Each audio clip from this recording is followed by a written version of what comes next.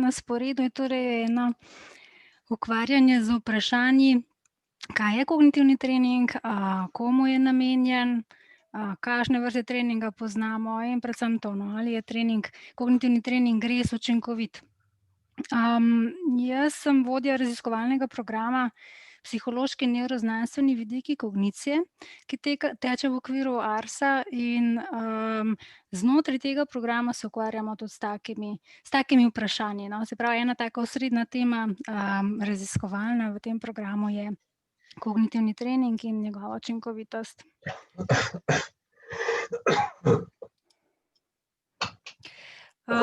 Zdaj, kaj je kognitivni trening? Na začetku, če poskušamo malo opredeliti, gre za, vadbo ene ali več kognitivnih nalog. S tem, ne, treniramo neko kognitivno sposobnost. Tipično, ne, si želimo trenirati, neko izbrano, vnaprej izbrano kognitivno sposobnost, na primer pozornost lahko treniramo, delovni spomin, lahko treniramo logično sklepanje, reševanje nekih nalog, miselnih, lahko treniramo, recimo, motorično, aktivnost. No, in taka vadba naj bi imela učinke ne samo na trenirano področje, ampak tudi na druge, bolj ali manj podobne kognitivne naloge. In to, kar je še cilj kognitivnega treninga, je, da naj bi bili vsi učinki pravzaprav širši.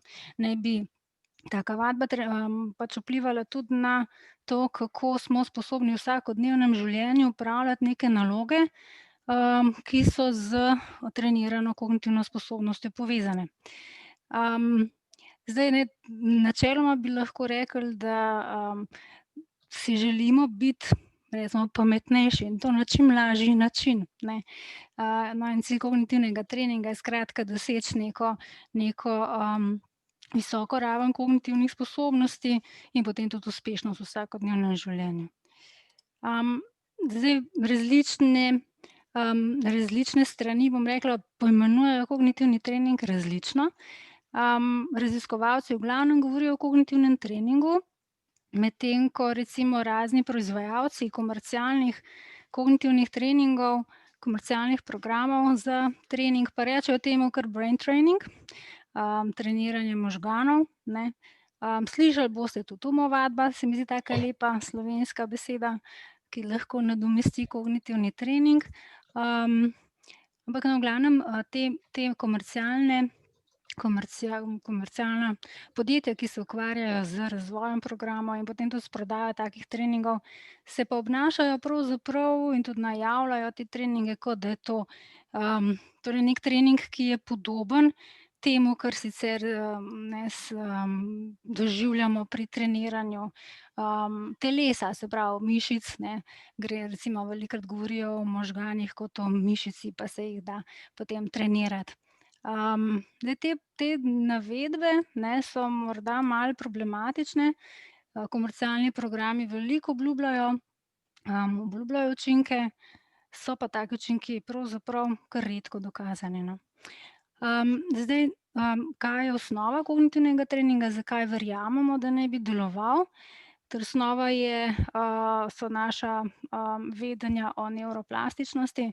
Se pravi, vemo, da v možganih z neko aktivnostjo lahko prihaja do novih, povezav med živčnimi celicami, da, prihaja tudi do raznih strukturnih sprememb, ne samo funkcionalnih, da se lahko včasih, a ne, cela možganska področja reorganizirajo. Se pravi, ta nevroplastičnost je v bistvu nekaj, na osnovi česar pričakujemo pozitivne učinke kognitivnega treniranja. Recimo ugotavljali so, a ne, da se, z aktivnostjo torej povečuje prostornina, delov možganov, da se spreminja aktivnost nevronov, da se, veča moč, sinaptičnih prenosov, da se lahko spreminja raven nevrotransmiterjev, da se poveča konektivnost, se pravi raznorazna odkritja pravzaprav so nekaj, kar govori v prid temu, da bi bili kognitivni treningi učinkoviti. A je kognitivni trening nekaj novega? Zadnje čase se zdi, kot da je to bum, ne, da je neka aktualna stvar, ampak v resnici so se že dolgo nazaj ukvarjali s kognitivnim treningom, recimo že v antiki bi lahko rekli, ne, da so tiste šole retorike na neki način poudarjale določene stvari, ki so bile podobne kognitivnemu treningu. Pa recimo konec 19. stoletja so obstajale že zelo podobne naloge, kot jih uporabljamo tudi danes. Zelo na podoben način pravzaprav so se raziskovalci začeli ukvarjati s tem, da bi spodbujali kognitivne aktivnosti pri posameznikih. Recimo v Ameriki je ena ženska, Aiken, razvila en tak trening za spodbujanje pozornosti in spomina pri dekletih v dekliški šoli takrat. In je kar bila uspešna pri promociji tega treninga. Nekaj časa se je zdelo, kot da je zadeva učinkovita, no, kasneje pa so potem raziskovalci vse bolj odkrivali, da je kar nekaj problemov pri prenosu učinkov tega treninga v vsakdanje življenje. Tako da v bistvu bi lahko rekli, tako se pojavljajo ti kognitivni treningi, ideja, da bi se dalo trenirati kognitivne sposobnosti tako v valovih vsake toliko desetletij.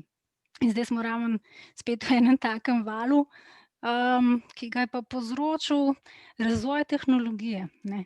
Se pravi, tam malo pred, ne vem, od 70. let naprej, ko so se pojavili računalniki, se je potem videlo, da se bi dalo z računalniki tudi izvajati kognitivne treninge in to na en tak koristen, dober način, ne.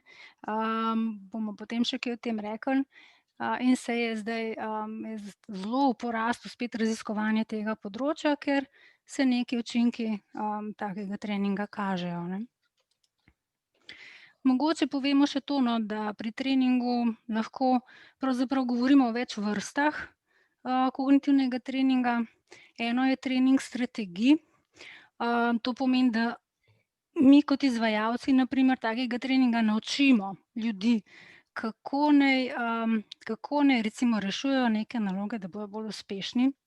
Se pravi, ta trening strategij pravzaprav ne razvija sposobnosti same, kognitivne sposobnosti, na primer delovnega spomina, ampak z uporabo nekih tehnik, nekih trikov poskušamo doseči to, da bi se zaobšlo neke omejitve, neke kapacitete delovnega spomina.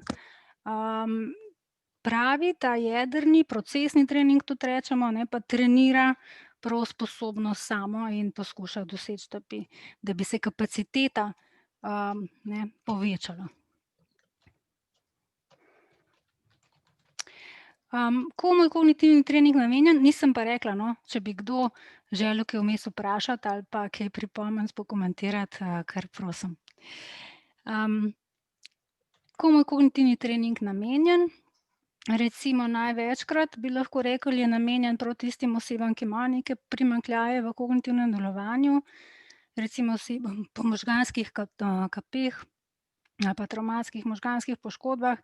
Se pravi, kognitivna rehabilitacija je pravzaprav nekaj, s čimer se je ta zadnji val, zadnji vzpon kognitivnega treninga pravzaprav zelo začel. Potem nam trening dostikrat ponujajo tudi komercialna podjetja, ne, osebam, ki imajo neke primanjkljaje, motnje v kognitivnem delovanju, recimo otrokom z ADHD ali pa disleksijo, motnjami avtističnega spektra, tudi osebam s shizofrenijo, veliko depresivno motnjo, pa predvsem osebam, pri katerih se pojavlja demenca. Zdaj v zadnjem času, ko se zelo ukvarjamo s tem porastom problematike staranja populacije, se pa vse bolj pojavljajo kognitivni treningi, ki so namenjeni starejšim osebam, zato da bi vzdrževali svoje zdravje, da bi lahko čim bolj kakovostno živele čim dlje. Se pravi, želimo s kognitivnimi treningi zadrževati neki tak normativen starostni kognitivni upad, preprečevati demenco. Velikokrat, ne, trening ponujamo tudi zadnje čase vse bolj zdravi populaciji, recimo otrokom v šolah zato, da bi bili bolj uspešni pri šolanju, odraslim zato, da bi bili bolj uspešni pri delu. Tako malo ta zahodnjaški vidik je tukaj prisoten, ne, da čim bolj biti uspešen, ne, in to na čim krajši način doseči, ne. No, včasih pa, ne, so kognitivni treningi namenjeni prav posebnim skupinam. Recimo lahko uporabljamo kognitivne treninge za trening pilotov, ki morajo imeti zelo dobro razpršeno pozornost ali pa kaj takega, ne, pa športnikom. Tako da, ja, to so take tipične ciljne skupine za kognitivne treninge.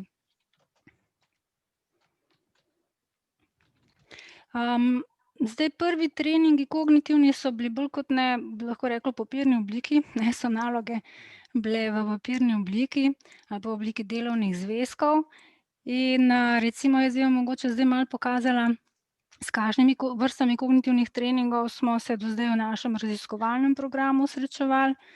Recimo ravno se je zaključila ena raziskava, kjer smo uporabili zbirko Misleca. To je ena zbirka, ki jo je pripravil kolega Tine Bucik z našega oddelka s svojo družino. In v tej zbirki tako najdemo različne vrste nalog, ki spodbujajo induktivno logično sklepanje. Moram iti nazaj. Ne, recimo osebe to v prostem času verjetno rešujejo, iščejo v nekem nizu lik, s katerim bi lahko nadaljevali niz, ali pa iščejo dva podobna vzorca, ali pa med vzorci poiščejo tistega, ki je drugačen. Se pravi, take vrste nalog, ne. Imamo dve zbirki, ena je taka bolj osnovna in je namenjena otrokom tudi, pa do poznih let, ne, ena je pa majčkeno bolj napredna. No, recimo take vrste nalog lahko uporabljamo za kognitivni trening. V tem primeru bi rekli za razvoj, spodbujanje logičnega sklepanja. Tudi sudoku, križanke, ne, take reči se včasih uporabljajo za spodbujanje kognitivnih sposobnosti. Lahko recimo, uporabljamo razne igre tudi, reševanje, to ne vem, domin, pazlov. Treningi so tako, se pravi, nekaj, kar človek pravzaprav prime, ne, majčkeno drugačne vrste nalog. In v domovih starejših občanov v Sloveniji pravzaprav imamo, ne, prav poklice zaposlene, delovne terapevte, socialne delavce, ki naj bi, ne, skrbeli tudi za ohranjanje kognitivnih sposobnosti stanovalcev in v bistvu v okviru teh delovnih terapij naj bi se izvajale tudi take aktivnosti, recimo igranje šaha, križank, ugank, take zadeve. Zdaj pa vprašanje, koliko se to res sistematično izvaja, ne. Včasih se recimo kognitivne treninge takega tipa kombinira tudi s kakšno jogo, meditacijo, čuječnostjo, s fizično aktivnostjo. Se pravi, velikokrat prihaja do nekih takih večmodalnih treningov, kjer poskušamo na različne načine pristopiti k temu, da bi se neka kognitivna sposobnost razvijala.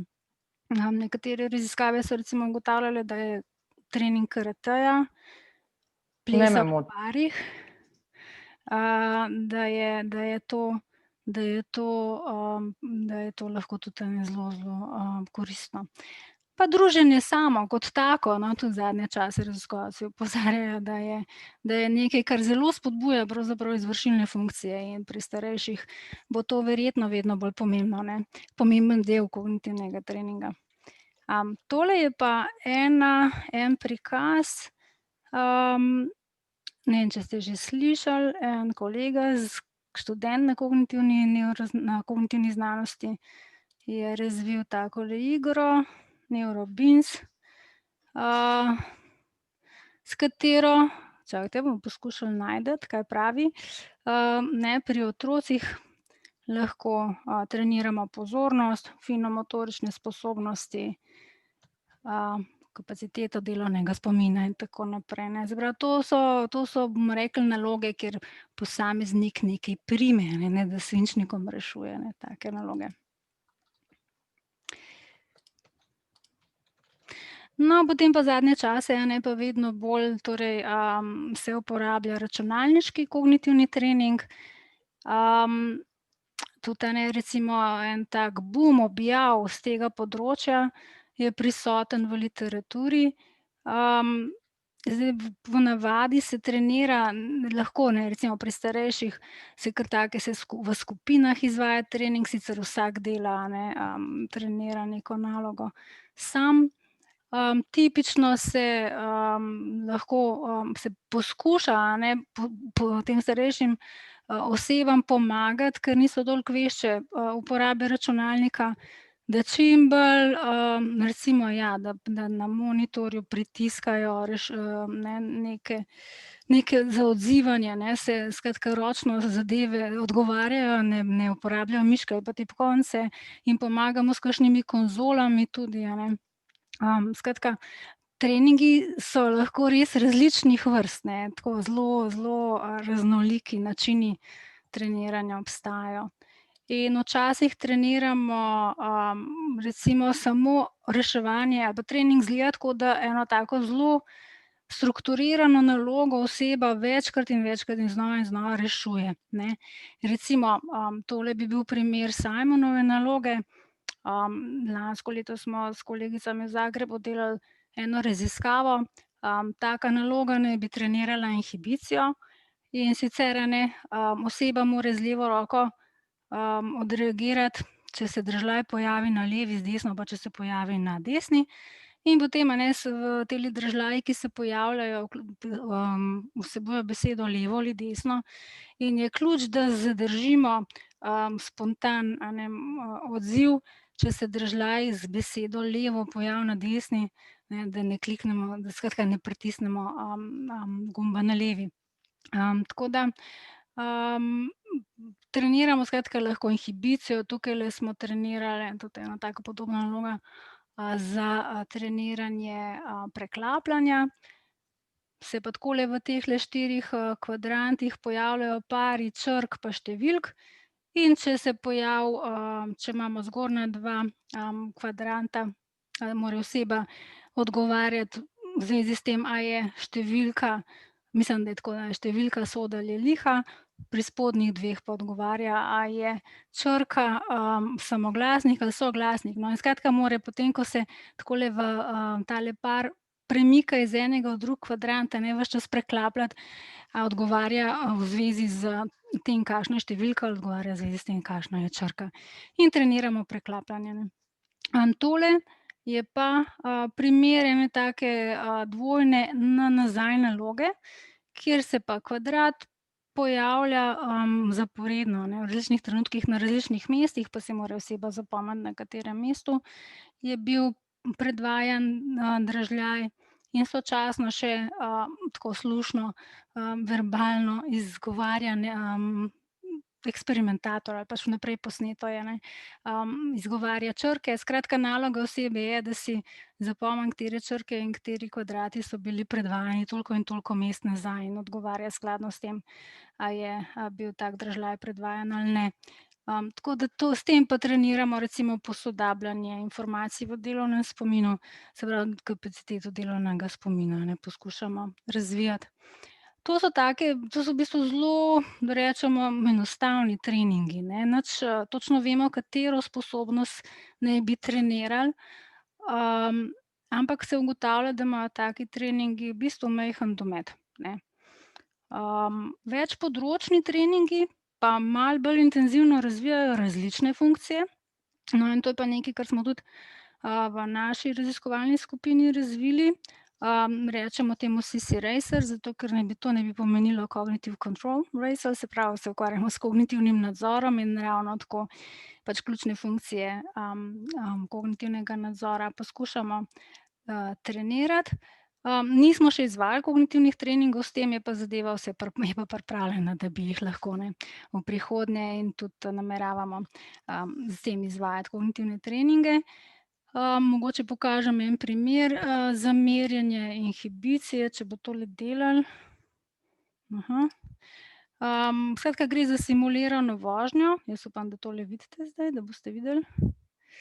In je treba, se umakniti črnemu dimu, in zapeljati čez belega, in se zadet kar hitro odvija. Imamo pa dejansko, tudi, stvari pripravljene z volanom, tako da oseba res, ne odgovarja s tipkovnico nujno ali pa z miško, ampak, ne, vozi avto in pač vmes izvaja določene naloge. Recimo lahko izvaja nalogo na nazaj, tako podobno, kot smo prej videli, pomeni, da mora pod tablo, ko pride pod neko tablo, mora zahupati, a je na tabli prikazana taka črka, kot je bila recimo 2 mesti nazaj prikazana, ne. In, ena naloga, s katero pa, ne, preklapljanje med pravili, med nalogami, treniramo. Pa oseba tako vozi po križiščih in zavija levo in desno ali desno skladno s tem, kakšna je naloga na armaturi. In, računamo torej, da bi zdaj, v bistvu skozi izvajanje več teh nalog poskušali tako bolj celostno razvijati, različne izvršilne funkcije, ki so del kognitivnega nadzora. Se pravi, to je večpodročni trening in načeloma se pričakuje, da tak večpodročni trening naj bi imel širše učinke, torej naj bi, razvijal več različnih kognitivnih sposobnosti in potem ti učinki naj bi se kazali širše. In učinki naj bi bili bolj trajni, ne. Naj bi skratka čez nekaj časa vztrajali, ne. Kar je osnovni problem kognitivnih treningov pravzaprav, ker so učinki, ki jih raziskave ugotavljajo, razmeroma kratkotrajni. Ste še z mano? Ja, smo. Super, okej. No, zadnje čase se, veliko uporabljajo za kognitivni trening tudi razne videoigre. Recimo, ena taka ena prvih videoiger je Pac-Man. Zdaj, te videoigre so Tetris, tudi poznate, ne. Ali pa recimo razne akcijske videoigre, prvoosebne strelske videoigre so se izkazale kot, recimo dosti relativno, učinkovite, ne, pri spodbujanju določenih kognitivnih sposobnosti. Zdaj problem pri videoigrah je, da dostikrat, pravzaprav trenirajo več funkcij hkrati in niti ne vemo, katero funkcijo naj bi neka igra, ne, prav konkretno spodbujala in razvijala. No, in raziskave se skratka ukvarjajo s tem, kaj vse se da spremeniti z igranjem določene igre. No, recimo zdajle z Zagrebom sodelujemo ravno pri, smo študenti začeli trenirati z zagrebškimi kolegi, in bojo reševali takole nalogo. Saj jaz niti ne vem, a je to arkadna igra ali kaj je to, kako se temu reče, ampak, čakajte, da vidimo, se bo se odprlo.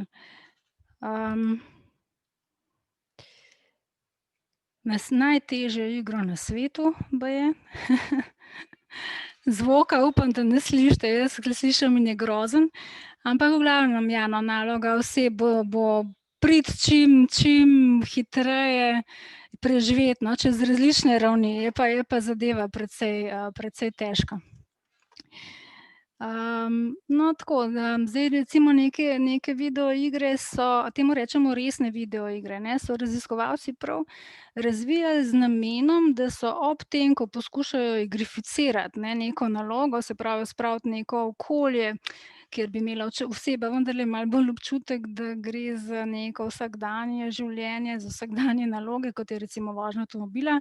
Se pravi, v tako okolje so skušali spraviti kognitivne naloge, ne. Mi smo tudi s CC Racerjem pravzaprav, na to ciljali, da bi osebi torej med simulirano vožnjo avtomobila predvajali kognitivne naloge in skozi to, ko oseba itak vozi avto, vmes pa rešuje naloge, skozi to spodbujali, kognitivne funkcije. No, in za nekaj teh resnih iger, se ve, da so bile učinkovite že, da so tudi recimo, na funkcijski magnetni resonanci so se pokazali učinki, treninga, se je videlo, da so bolj aktivirana področja, ki jih je taka naloga, trenirana, ciljala, tudi potem, pri reševanju drugih vrst nalog. Torej, pri treningu pravzaprav, kako preverjamo njegovo učinkovitost, preverjamo učinkovitost skozi transfer njegovih učinkov. In poznamo, ločimo, več vrst transfera. Torej, velikokrat, govorimo o bližnjem in oddaljenem transferu. Zdaj, bližnji transfer, je izboljšanje, potem, ko izvedemo tak trening, je izboljšanje izvedbe, pri nalogah, ki niso bile trenirane, ampak si pa strenirano delijo veliko elementov. Se pravi, so podobne naloge, na primer, če bi z neko nalogo, en back, se pravi, nazaj, trenirali delovni spomin, bi pričakovali, da bomo tudi na kakšni drugi nalogi delovnega spomina, potem odkrili učinke. Recimo, ne vem, na nalogi, obseg, se pravi, skozi si moramo recimo zapomniti neki obseg števil, pa jih moramo ponoviti, v obratnem vrstnem redu. Čeprav ne gre za čisto isto nalogo, bližnji transfer bi pomenil, da pri nekih nalogah, ki merijo podobno, se pravi isto kognitivno funkcijo, ki spadajo pod enako področje, da tudi najdemo neke spremembe potem, in oseba bolje deluje tudi pri takih nalogah. Je pa res, da to, do kod gre bližnji transfer in od kod naprej je pa daljni transfer, je pa kar težko včasih vedeti ali pa to mejo postaviti. Se pravi, o daljnem transferu pa govorimo, da, do daljnega transfera učinkov treninga pa pride takrat, kadar se, izboljša tudi dosežek pri nekih nalogah, ki pa so čisto drugačne od trenirane naloge in v bistvu, posegajo na neko drugo kognitivno področje. Se pravi, niso, take naloge nič povezane s trenirano sposobnostjo. In, pravzaprav, to, kar recimo komercialna podjetja obljubljajo, je, da ravno bo prišlo, do daljnega transfera. Se pravi, da kognitivni treningi so, zelo učinkoviti, bomo reševali neko nalogo, pa se bo to poznalo potem pri reševanju ne vem česa vsega in tudi, v vsakdanjem življenju. Se pravi, če se bi neka naloga, neko treniranje naloge poznalo tudi pri naših vsakodnevnih aktivnostih, ne vem, recimo, koliko dobro načrtujemo, ko gremo v trgovino, nakupit stvari ali pa kako si dobro organiziramo dnevni čas, kako dobro avto vozimo v končni fazi, potem bi šlo za daljni transfer, in, pač treningi komercialni v resnici kar marsikaj obljubljajo. Ugotovljeno pa je bilo, da, še zdaj pa ni tako, no. Se pravi, če govorimo o tem, a je kognitivni trening res učinkovit, se bomo spraševali o tem, do kod gredo njegovi učinki. Se pravi, pride do bližnjega transfera in ali pride do daljnega transfera. In raziskave glede učinkovitosti treninga pravzaprav ne dajejo enoznačnih rezultatov in nekatere odkrivajo tako bližnji kot daljni transfer, druge nobenega od teh, tako zelo različne rezultate lahko najdemo v literaturi.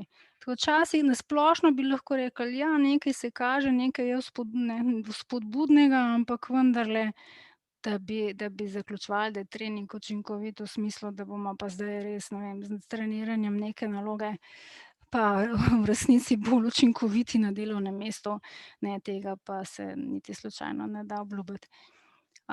To, kar je recimo, kar je Simon s svojimi sodelavci zaključil po pregledu vrste raziskav, je bilo to, kar je napisano tukajle. Se pravi, trening po navadi izboljša reševanje treniranih nalog, to sigurno lahko rečemo, velikokrat ali pa največkrat, skoraj vedno pride do tega. Ampak je potem že manj dokazov, da trening izboljša tudi, reševanje nekih podobnih, povezanih nalog. Zelo, zelo malo je dokazov, da izboljša reševanje nekih oddaljenih, nepovezanih nalog. Sploh zelo malo ali pa sploh ne pa je dokazov, da bi trening vplival na vsakodnevno delovanje, tega je pa res, takih raziskav je pa res zelo, zelo malo. To se pravi, načeloma bi lahko rekli, če že, potem pride do bližnjega transfera. Ampak saj recimo moje osebne izkušnje so v raziskavah, v katerih sem jaz sodelovala, tudi bližnjega transfera dostikrat ne moremo opaziti. Morajo biti naloge, ki, jih osebe rešujejo potem, za dokazovanje učinkov treninga res zelo, zelo podobne treniranjem, no. Tako da daljni transfer je pa velikokrat odsoten, pa res so učinki zanemarljivi, no. To, kar je tukajle navedeno, je vrsta metaanaliz, ki, tako zaključujejo. Se pravi, ko raziskovalci pregledajo, množico raziskav, ki obstajajo na nekem področju in poskušajo združiti vse ugotovitve, seveda odkrijejo, da različne raziskave, imajo različne odkritja, pripeljejo do različnih rezultatov, ampak v splošnem, pa v resnici o daljnem transferu učinkov treninga ne moremo govoriti.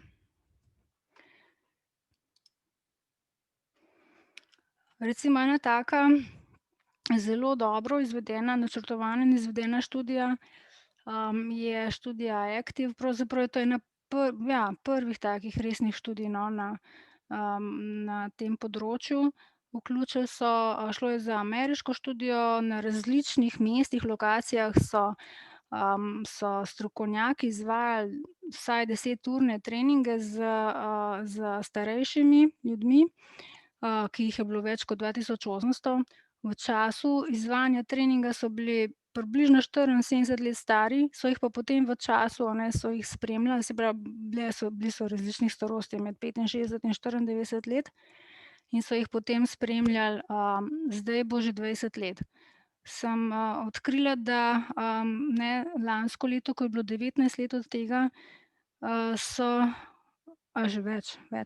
Skratka, so v pripravi tudi rezultati po 20 letih, nisem še odkrila, da bi bili pa v članku še objavljeni, no, ampak poročali so avtorji potem, o učinkih po 1 letu, 2, 5 in 10 letih kasneje, po treningu.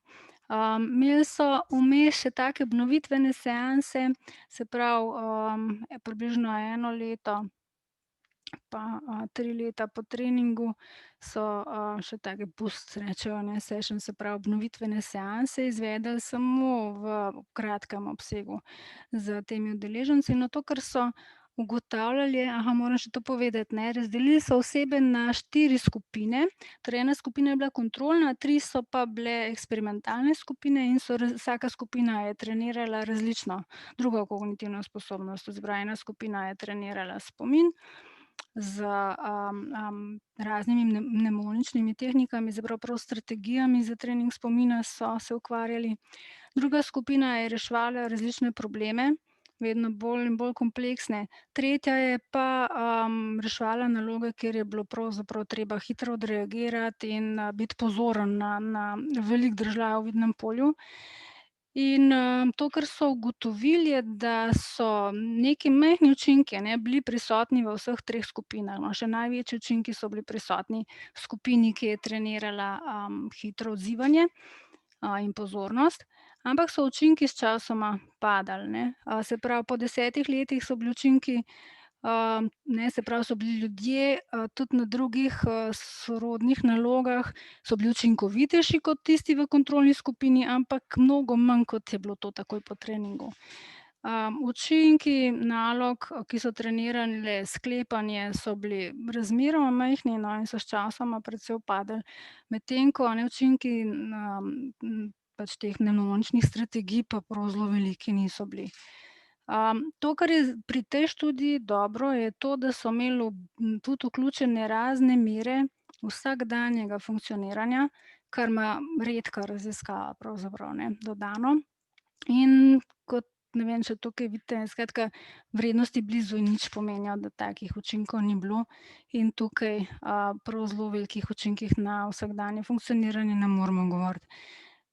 So pa avtorji zdaj na koncu, v teh zadnjih letih pa opažajo, da v kontrolni skupini prihaja do upada, v teh skupinah eksperimentalnih pa do mnogo manjšega upada prihaja v teh vsakodnevnih aktivnostih. Tako da zdi se, kot da bi, ta trening na dolgi rok, imel neki učinek. So pa raziskovalci, ki so kritično ovrednotili to študijo, rekli tudi, da pravzaprav so ti učinki kar malo hecni, ker namreč recimo v skupini, ki je trenirala spomin, ne prihaja do nekih opaznih učinkov na področju spomina kot takega. je malo hecno v resnici potem pričakovati, zakaj bi pa se tak trening vodil do izboljšanja, ne, v vsakodnevnem funkcioniranju. Skratka, ne, teli, raziskovalci, ki kritično gledajo na to študijo, pravzaprav poudarjajo, da zelo verjetno prihaja do nekih učinkov pričakovanja teh oseb, ki so bile trenirane, pričakovanja, da mora biti tisti trening uspešen in da že to potem povzroči, da se, da poročajo o tem, da so v življenju pri vsakodnevnih aktivnostih bolj uspešni, kot pa o tem poroča kontrolna skupina, ne. Tako da to, ne, je zdaj tako tudi, bo treba tudi na tako študijo, čeprav je bila zelo dobro izvedena, malo kritično gledati oziroma na njene rezultate, ne. Anja, In še kakšno narediti. Ja, kar. Ta je bila randomizirana. Torej, A je bila, ja. to se pravi nek Hawthorne efekt, bolj kot ne, pač da s tem, ko so bili angažirani, naj bi potem imeli občutek, da vendarle so bili deležni nekega treninga, ki Ja. bi jim utegnil izboljšati. Okej. Ja, Oprosti, na hvala. ta način, ja, tako.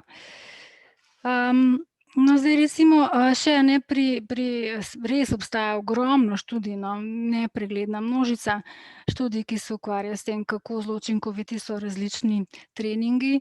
In recimo tukajle, so rezultati ene metaanalize, ki je preverjala, kaj se je zgodilo v različnih raziskavah, ki so proučevale učinkovitost računalniškega kognitivnega treninga. Ta študija je bila tudi dobro narejena, ker so imeli zelo ostre kriterije, katere študije vključijo v metaanalizo. No, in pokazalo se je potem, ko so one pogledali, kakšen je povprečen učinek, različnih računalniških treningov, da, ne, bi lahko rekli, da je učinek splošen na kognitivno funkcioniranje 0,22, se pravi, učinek nič pomeni, da učinka ni, ne, da, bom pa pokazala, kaj pomeni učinek 0,22. Na neverbalni spomin naj bi, računalniški trening pozitivno vplival, na delovni spomin, na hitrost procesiranja in na vidno-prostorske sposobnosti. Na verbalni spomin ne, na izvršilne funkcije tudi ni bilo nekih učinkov odkritih in tudi, na pozornost učinek ni bil statistično značilen, no. Zdaj te cifre, tako si jih pravzaprav kar težko predstavljamo, so pa takele cifre nekaj kar precej tipičnega, no. Se pravi, v raziskavah, ki odkrivajo, ki preučujejo učinke kognitivnega treninga, so takele številke dosti tipične. Zdaj pa dajmo pogledati, kaj to sploh pomeni. Torej prikazane, številke so povezane s temi slikami. Na sliki imamo prikazano to, za koliko se recimo izboljša neka sposobnost, če imamo, recimo oranžno skupino, to bi pomenilo, da je to neka predmeritev, preden skupina začne s treningom, in vijolična, so rezultati po treningu. In, sprememba za 0,20 standardne deviacije, kar pomeni tale G, je tolikšna, ne. Se pravi, 0,20 je nekaj, kar skoraj ni opazno, recimo učinek 0,5 bi že opazili, se pravi, se je dosežek skupine za polovico standardne deviacije izboljšal, na 0,8 recimo, da je pa že kar opazno. Ampak v resnici raziskave odkrivajo takele majčkene učinke, no, kot jih tukajle vidite. Sem pa tja večje, ampak so zelo, ponavadi niso ponovljivi, ne, taki veliki G-ji. Recimo, ko so proučevali učinkovitost videoiger, so pa našli malo višje učinke.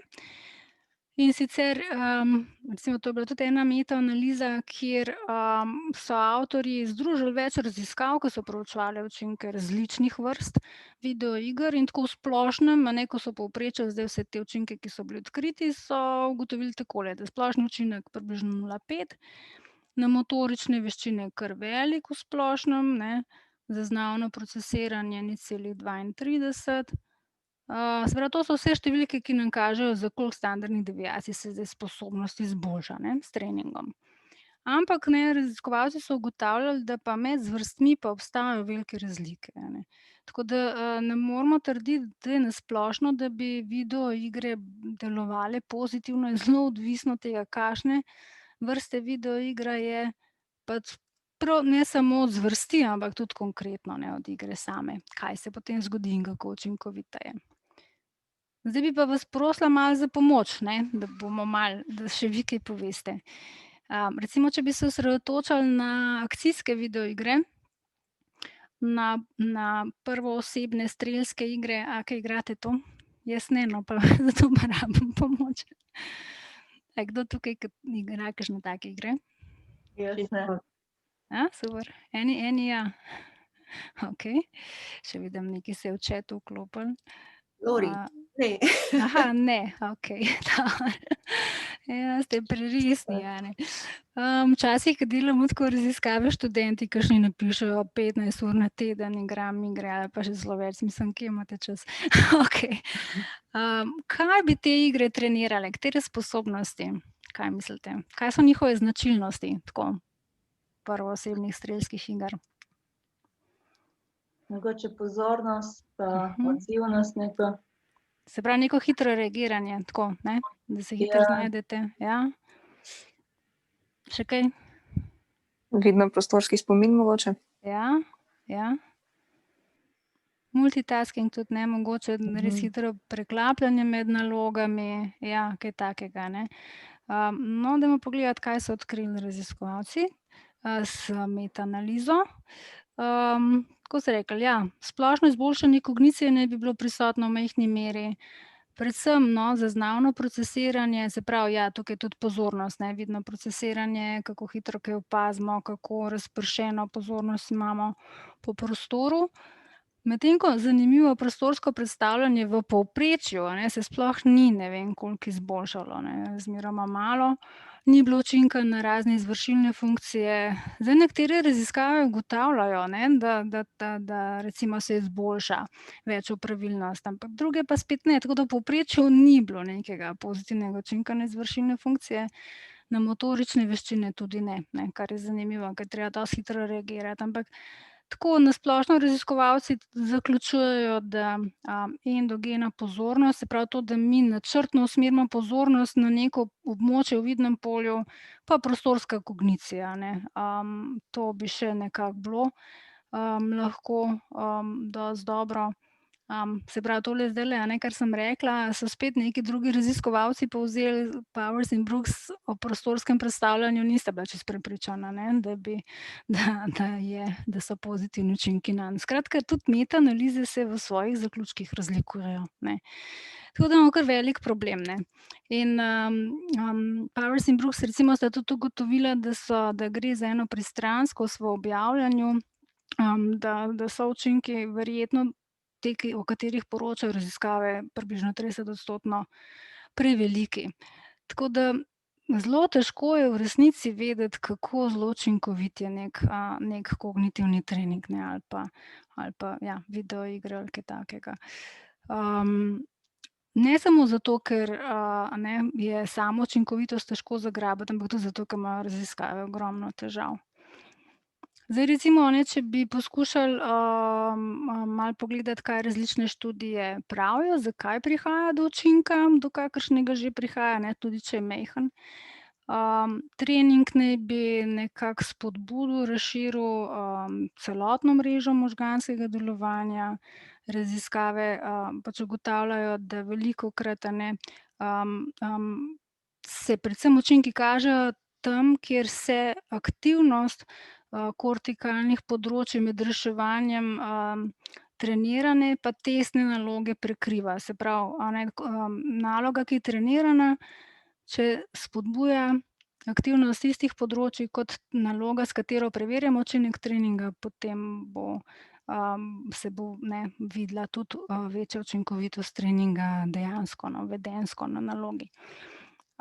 Potem recimo to, kar pravijo, da naj bi bila podlaga transfera, je, da je kognitivni nadzor boljši, da se izboljša kognitivna fleksibilnost s treningom, izvršilne funkcije, ne, se pravi neki metakognitivni procesi, ki pomagajo osebi reševati nalogo, ne, se pravi tako, da ciljno pristopi k reševanju naloge, da zna načrtovati svoje aktivnosti med treningom in potem tudi na testnih nalogah.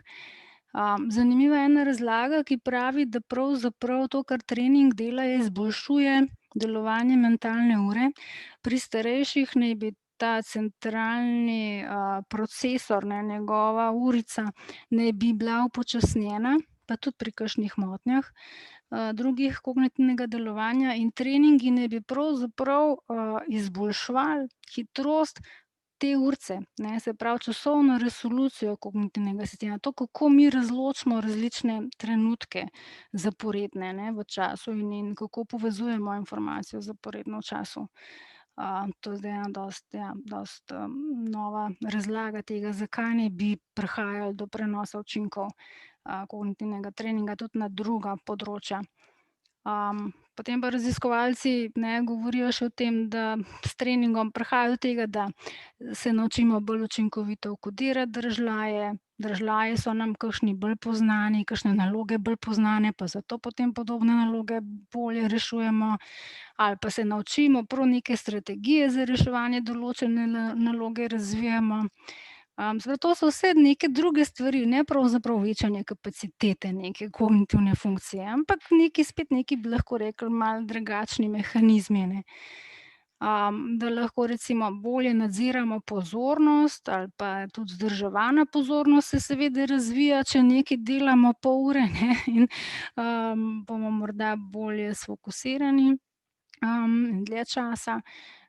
Da se naučimo s treningom bolje inhibirati razne distraktorje, konec koncev pa tudi izboljšamo samozavest v smislu, da se počutimo, da smo sposobni neko nalogo narediti, Se pravi, vse to lahko prispeva k temu, da neki učinki se kažejo.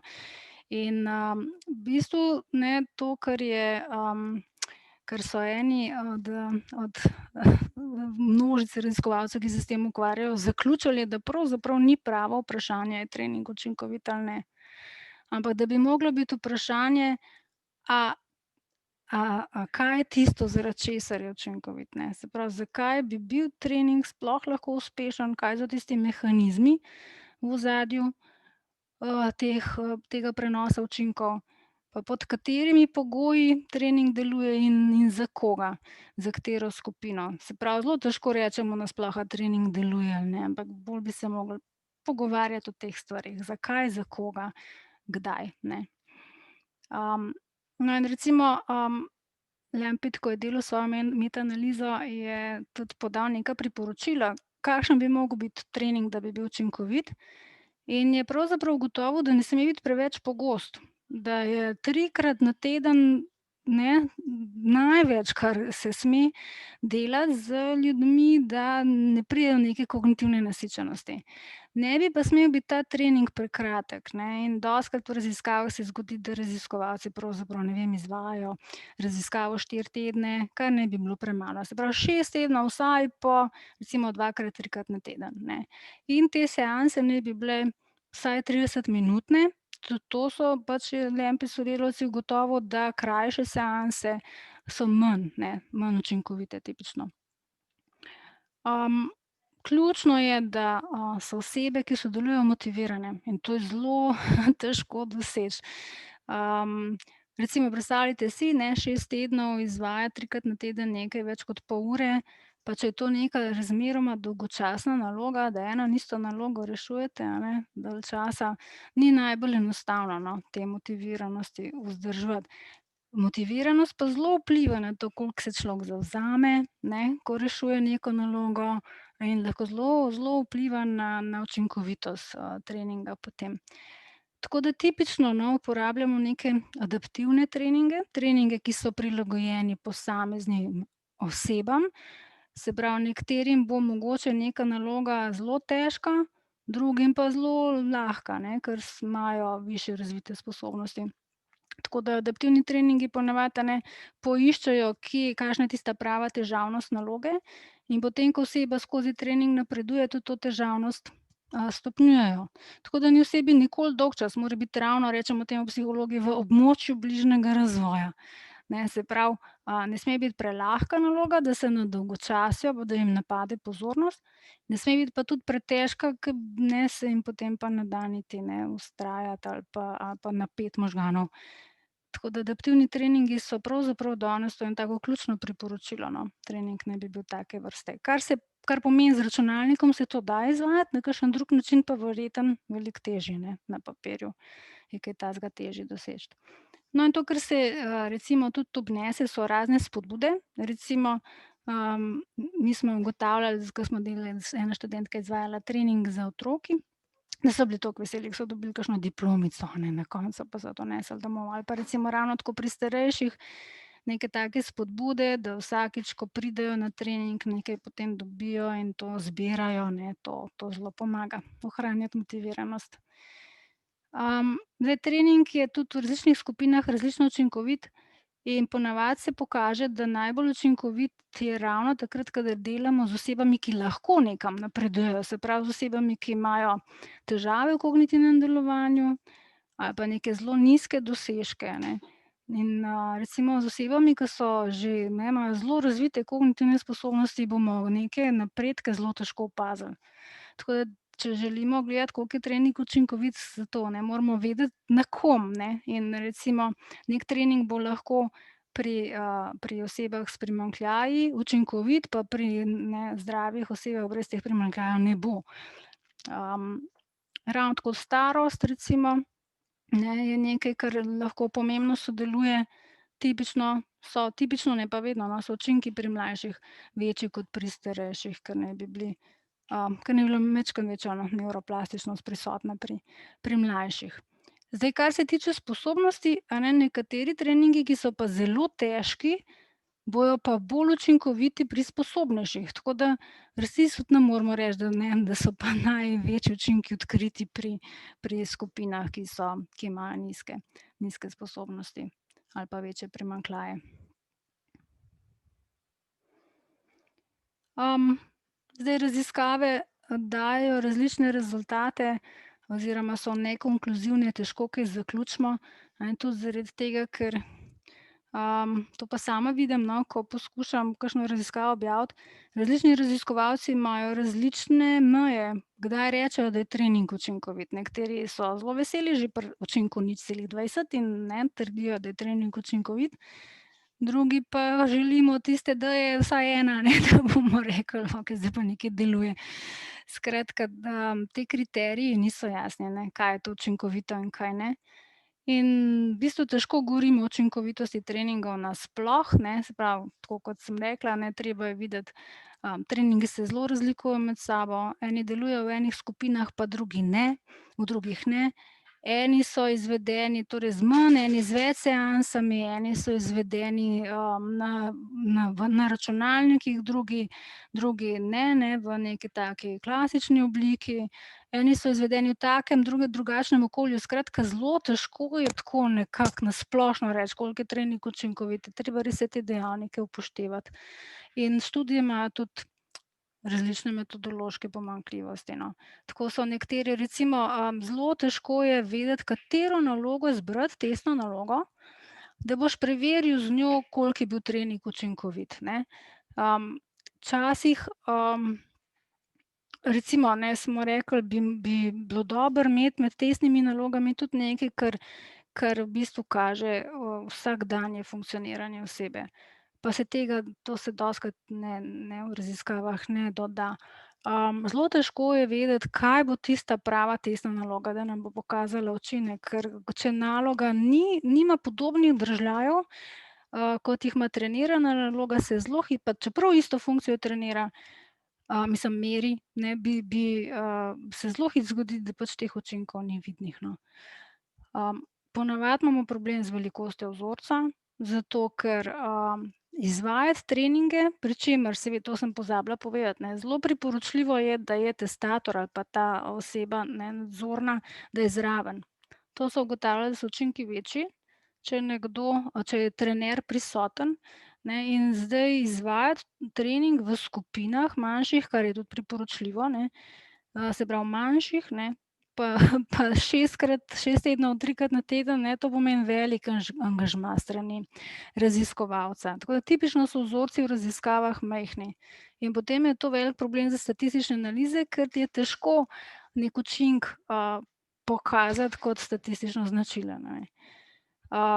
problem je tudi, da take študije ne morejo biti zlati standard, ker tipično zlati standard pomeni, da imamo slepo študijo, randomizirano razvrščanje oseb v posamezne skupine in da oseba ne ve, recimo katero zdravilo je dobila, in niti eksperimentator ne ve. Tukaj to ni možno, ker pri treningih oseba ve, pri čem sodeluje.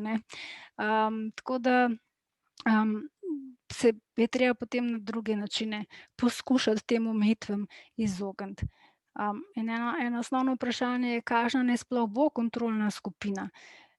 In tudi raziskovalci priporočajo, da bi bilo dobro, da bi imeli in pasivno skupino in aktivno skupino. Zaprav pasivna skupina je tista, ki ne dela nič, ampak taka skupina se potem od eksperimentalne razlikuje tudi v tem, da ni ne v stiku z eksperimentatorjem, s trenerjem, in ta stik je toliko pogost, da v bistvu te socialni dejavniki že zelo veliko lahko prispevajo k učinku treninga. Ali pa recimo neka pričakovanja oseb lahko vplivajo k učinku treninga. In zato je dobro imeti aktivno skupino. Aktivno skupino, ki je tudi v takem gostem kontaktu z izvajalcem, samo da dela nekaj, kar ne trenira te naše ciljne kognitivne sposobnosti. Kaj pol ta skupina dela, je spet zelo težko določiti. Če gleda filme, verjetno ni enako učinkovito. Če se nekaj uči, vprašanje, kaj bo, skratka, kaj dela. In tipično potem predlagajo raziskovalci, naj pa mogoče izvaja tudi tak trening, ampak ne adaptiven. Ali pa naj izvaja manj intenziven trening iste vrste. Tako, tukaj tudi se še išče, kaj bi bila tista najboljša rešitev za aktivno skupino. Tako da zdaj, če boste hoteli, na primer, prepoznati dobro študijo, dobra študija bo tista, ki bo znala odgovoriti na vprašanja, kot so, a se izboljšanje po treningu kaže na širokem razponu nalog, se pravi, mora preverjati izboljšanje na različnih področjih zelo široko, z veliko nalogami, a izboljšanje vztraja dlje časa, takih študij je zelo malo, verjetno je tukaj povezano s financiranjem. Potem mora študija znati odgovoriti, ali trening vpliva na kognitivno zdravje nasploh, se pravi, tudi, skratka, kako se odraža na nekih vsakodnevnih aktivnostih, funkcioniranju, in pa ali so dobro nadzorovali placebo učinke, se pravi razne možnosti, neke vloge motivacije in pričakovanj na tisti končni rezultat, na testni nalogi. Tako da študija dobra bi morala biti, kot spodaj piše, randomizirana, z ustreznim nadzorom različnih sovplivajočih spremenljivk, slepa in recenzirana, ampak to je zelo težko doseči. Kaj se pa da recimo narediti? Dobro študijo lahko prepoznamo tudi tako, da je predregistrirana, tega tudi ni veliko, da poskrbi za to, da ima dobro statistično moč, pomeni, da vnaprej preračuna, kolikšen numerus bo potrebovala, da se bo doseglo določeno statistično moč pri določenih pričakovanih učinkih, da se natančno poroča o tem, kakšno je bilo vzorčenje, kako so bile osebe vključene, izključene iz raziskave, kako smo jih delili v skupine, kako so bile izvedene manipulacije, kakšen trening je bil točno izveden, zelo natančno popisano, kakšne so bile uporabljene mere, se pravi, kakšne so bile trenirana testna naloga, v čem so si te naloge podobne, kakšen transfer je bilo za pričakovati, s katerimi mehanizmi, to naj bi bilo vse dobro razdeljeno, to velikokrat umanjka. Se pravi, raziskovalci malokrat pravzaprav napišejo, zakaj so neko nalogo zbrali kot testno, da so z njo preverjali učinke. Zakaj, v čem je podobna treniranje oziroma pri katerih mehanizmov naj bi zdaj transfer sploh tekel.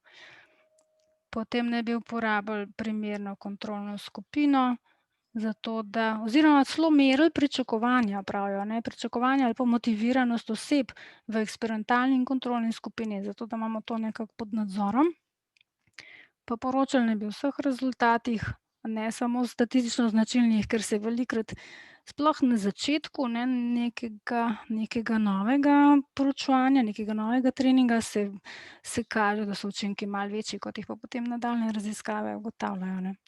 Naj ne bi, to, kar so ugotavljali, no, tudi te, ki so izvajali metaanalize, je, da raziskovalci v bistvu isto študijo objavljajo po različnih člankih. In potem, ko delamo metaanalize, spet zelo težko povprečujemo, ne, gledamo, iščemo te splošne učinke. Naj bi pač študije upoštevale popravke za multiple teste. Ponavadi izvajamo, ne, ogromno, pač na testne naloge jih več uporabimo in potem to takoj pomeni, da moramo več statističnih testov izvesti in je treba potem izvajati primerne popravke, no, za take multiple teste. Poročati o velikosti učinkov in pa to, kar bi še dobra študija naredila, je javno objavila podatke. Tako da recimo, no, če bi hoteli narediti dobro študijo o kognitivnem treningu, če boste poskusili slediti temle dobrim praksam, ne, boste že na dobri poti, no. Tako, zdaj na tej točki, eto, bi jaz zaključila, pa vas pozovem k kakšnim vprašanjem ali pa komentarjem.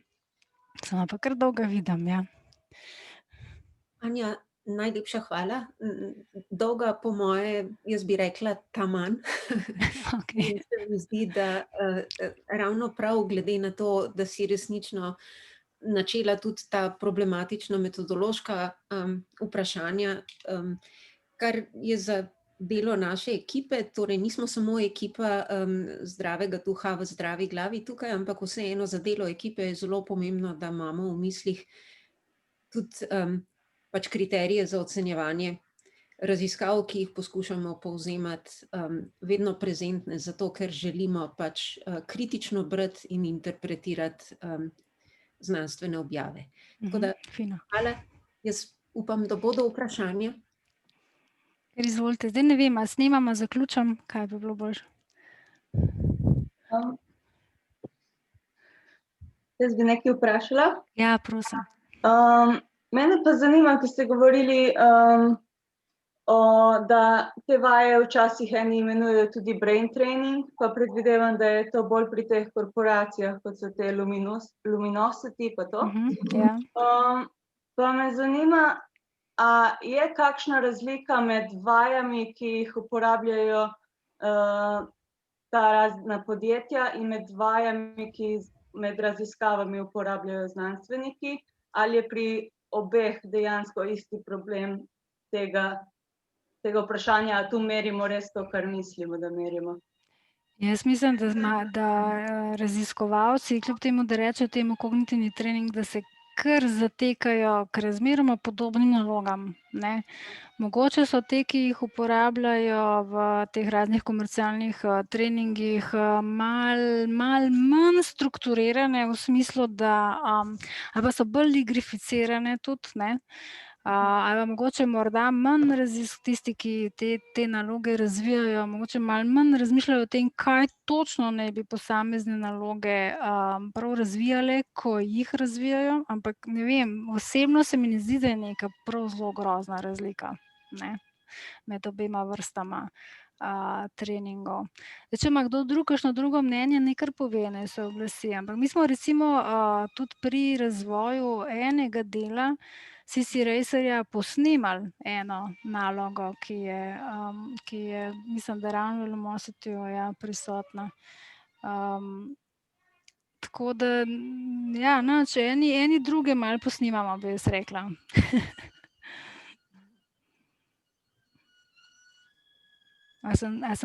Bi še kaj bilo treba odgovoriti?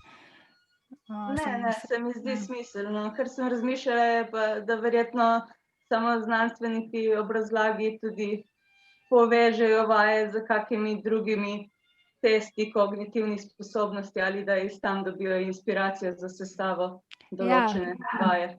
To, kar je razlika, ne, med temi študijami, ki so znanstvene, in študijami, ki jih, oziroma tako bom rekla, in trditvami teh podjetij, ne, razlika je ravno v tem, da znanstvene študije se bodo načrtno lotile proučevanja učinkov, tako da bojo izbrale, ne, prav določene naloge testne, s katerimi se potem te učinke treninga preverja. Medtem ko podjetja zelo malokrat take raziskave izvajajo, ne. Dostikrat trdijo, da je trening učinkovit, pa nimajo nobene znanstvene raziskave za sabo, ne. Recimo ene par podjetij je zdaj bolj intenzivno v zadnjem času začelo pač take raziskave izvajati, vlagati v to, ker so bili pravzaprav oglobljeni, ne, za svoje trditve, ker zaslužki so pa blazni, ne, na tem področju. Mislim, da ne vem, so rekli, da leta 2018 da je bilo 3,5 milijarde nekaj takega dolarjev v tem poslu, ne, kar je ogromno. In ni dobro kar nekaj trditi, ne. Se pravi, ta podjetja bi se mogla zavedati, da pravzaprav zavajajo, ne, potrošnike, če trdijo, da neki učinki so, v resnici jih pa ni. Na tej osnovi so tudi na sodiščih potem v resnici izgubili in so mogli odstraniti trditve in plačati globo, ja. Tako da majčkeno kontrole zdaj je, ja, na tem področju. Ja, nekaj.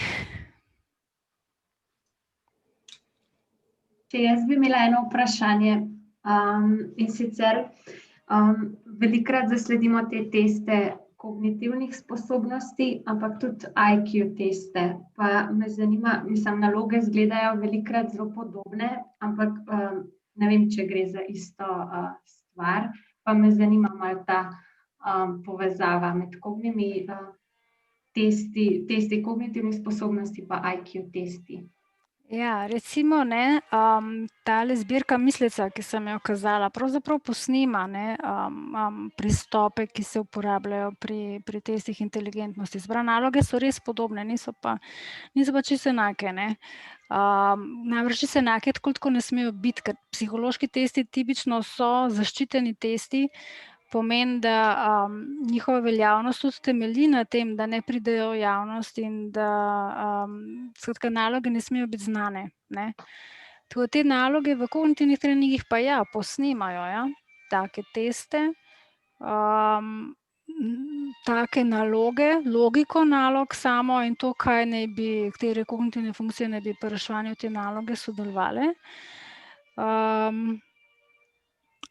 In mi smo recimo en trening izvajali z Mislecema, s to zbirko, in potem dejansko za testno nalogo ali pa testno mero uporabili prav rezultat na Ravenovih progresivnih matrikah za otroke, takih barvnih matrikah, in se je pokazalo, da neki učinek je bil, ne. Tako da naloge dejansko so podobne in verjetno je tudi to tisto, zaradi česar se kaže učinek takih treningov, ne. Če bi bile naloge različnih vrst, z drugačnimi dražljaji, z drugačnimi zahtevami, pa verjetno teh učinkov niti ne bi bilo, ne. Tudi res je, ne, recimo osnovna ideja, tudi naša, ne, pri razvoju CC-Racerja je bila izhajati, najprej razviti test ali pa neko mero sposobnosti. Potem pa to isto stvar uporabiti še v treningu in velikokrat, ne, pravzaprav so te iste naloge, s katerimi merimo neko kapaciteto delovnega spomina ali pa, ne vem, pozornost, ne, kako neke funkcije, te iste naloge potem uporabimo še za trening, da ne oseba ponavlja, rešuje to nalogo. Tako da ja, zadeve so zelo podobne, so. Hvala. Okej. Jaz sem imel tako splošno vprašanje, najprej bi se vam zahvalil za zelo zanimivo predavanje. Nisem iz tega področja, sem se veliko naučil.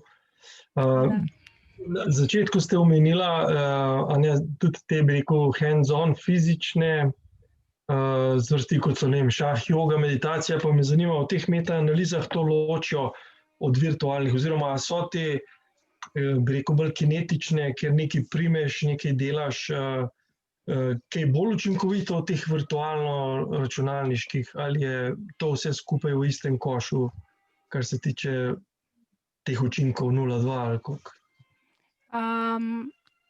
Zdaj, čisto zelo ne bom vedela, ne, da bi brala kakšno študijo, kjer je bila konkretna primerjava narejena, ampak sem pa brala toliko pač te razne pregledne študije, ki pravijo, da so te klasični treningi, ne, kjer oseba nekaj prime, recimo, oziroma kjer tudi na papirju naloge rešuje, je pa zraven testator prisoten, da so ponavadi, če ne več, no pa vsaj enako učinkoviti kot neki računalniški treningi. Verjeten je ključna stvar pri tem, da je zraven vedno prisoten testator, da je tak trening zelo standardiziran, pomeni, da grejo vsi na enak način čez nek trening, ne. Naloge rešujejo po določenem zaporedju, oseba je ves čas zraven, jih spodbuja, kar je v primerjavi z nekim računalniškim treningom, ne, ta konsistenten pristop, ne, je bolj jasno, da pripelje potem do nekih učinkov, kot pa recimo pri računalniških treningih, kjer gre pa vsaka oseba čez neko čisto drugo, ne, varianto, posebej, če je trening adaptiven. Kar je, se pravi, ta adaptivnost treninga je na nek način prednost, na nek način pa ne, ker ne vemo, kako točno je trening izgledal pri neki osebi in težko primerjamo, no, te treninge prek oseb in tudi prek različnih skupin in raziskav in tako. Tako da učinki teh klasičnih pristopov so vsaj toliko veliki, ja, kot računalniških. Kar se pa tiče joge po človečnosti, pa ne bom vedela. Vse študenti zdaj ukvarjajo s tem, jih to zelo zanima in preučuje ravno en študent kognitivne znanosti tudi ta vidik. Žal jaz prav veliko o tem ne vem. Se pa tudi te pristopi v nekih točkah kažejo, ja, kot učinkovite. To sem mislil vprašati, na katero populacijo pa ta vaš CC Racer? Cilja. Je to bolj za mlajše, starejše? Ja, v bistvu bil, ja. Mi. Kdo? Mi. Začeli smo tako, da bi ciljal na zdrave odrasle, ne.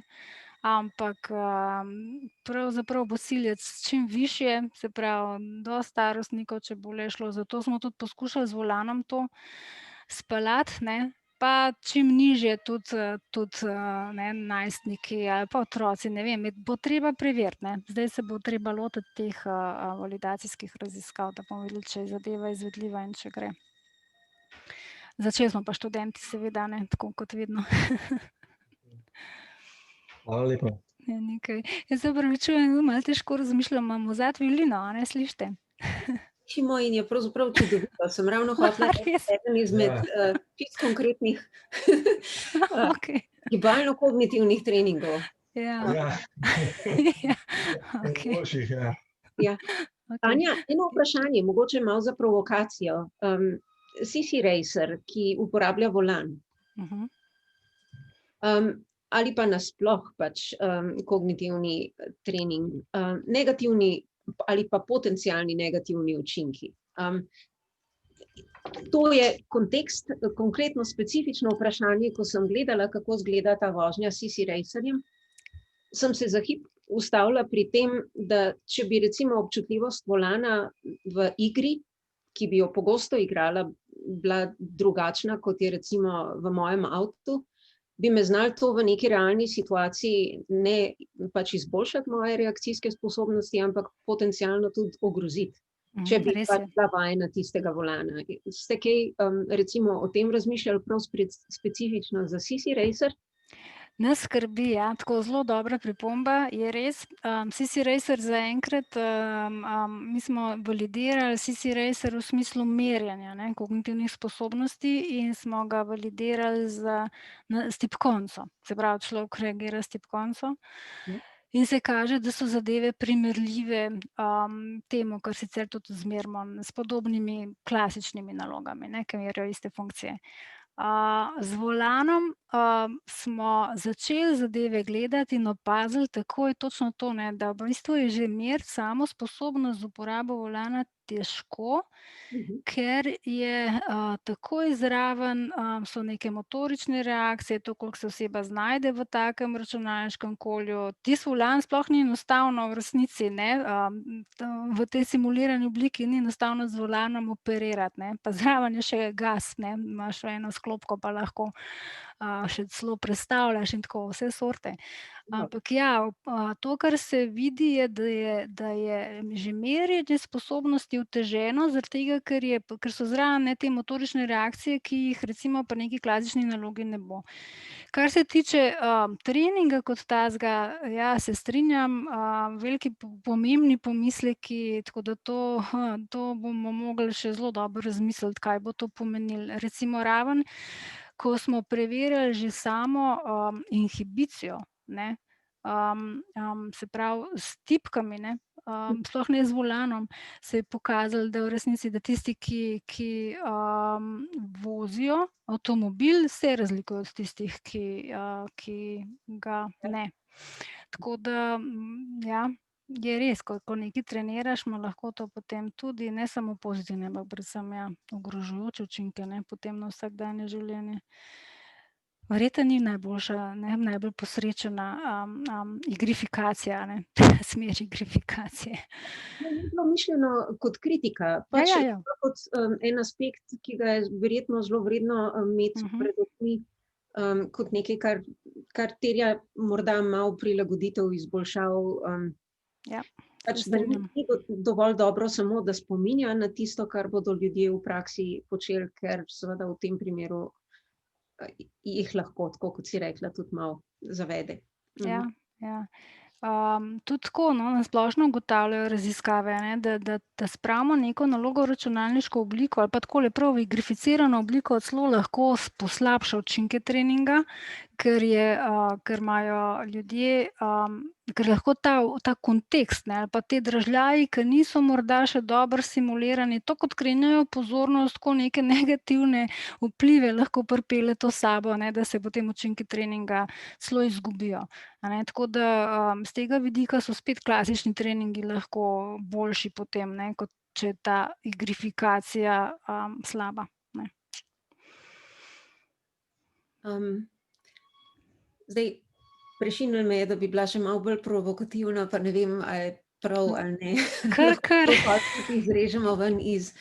Ja, ko si izpostavljate video igrice s streljanjem in specifične veščine, ki bi jih morda to vrstno igranje lahko treniralo, je meni spomin ušel zaradi pač starosti nazaj k nekim dogajanjem na Balkanu, no, ko je šlo za tisto bombardiranje Srbije v času konflikta, ne, na Kosovu. Se spomnim enega intervjuja z nekim vojakom, ki je v bistvu pač tiste projektile lahko oddaleč samo s tiskom na gumb poslal in mu ni bilo treba se pri tem čustveno preveč angažirati. In ker so jih novinarji seveda želeli provocirati s tem, če so obremenjeni s končnimi učinki intervencije, v kateri sodelujejo, je en mladenič tako res zelo ravnodušno odgovoril, ne, mi smo Sega generacija, kar pomeni, ne, pač v enem stavku zaobjet učinek tovrstnega treninga tudi na to, da si emocionalno malo manj angažiran, ali pa orang manj angažiran, manj empatičen, ker si izurjen, da pač stisneš na gumb ali pa pač pritisneš na petelina takrat, ko imaš tarčo v vidnem polju. Imaš kakšen komentar na to? Težko, je težko imeti komentar. V bistvu tudi psihologi, kadar se pogovarjajo o učinku videoiger, se vedno pogovarjajo o učinku na psihosocialen razvoj, ne na kognitivne funkcije.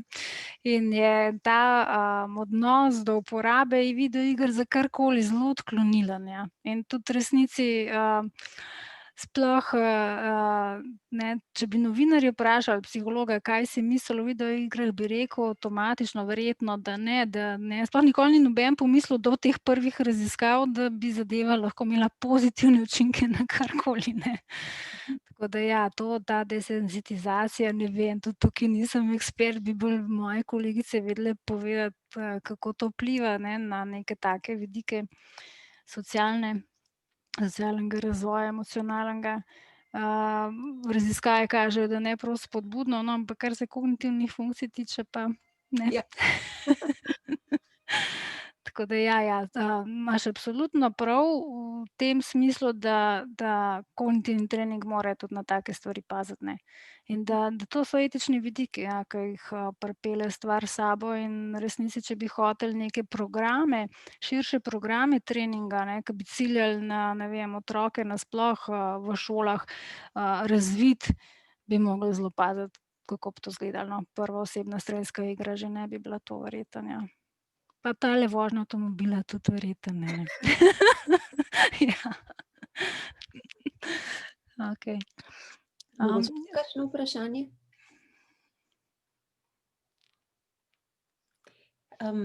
Če ne, bi se ti res samo še enkrat od srca zahvalila. Mislim, da torej zase vsekakor lahko rečem, pa smo tudi slišali komentar nekoga drugega, da je kar nekaj odnesel od predavanja in res najlepša hvala. Ostajamo na vezi in sodelujemo še naprej. Super, hvala lepa.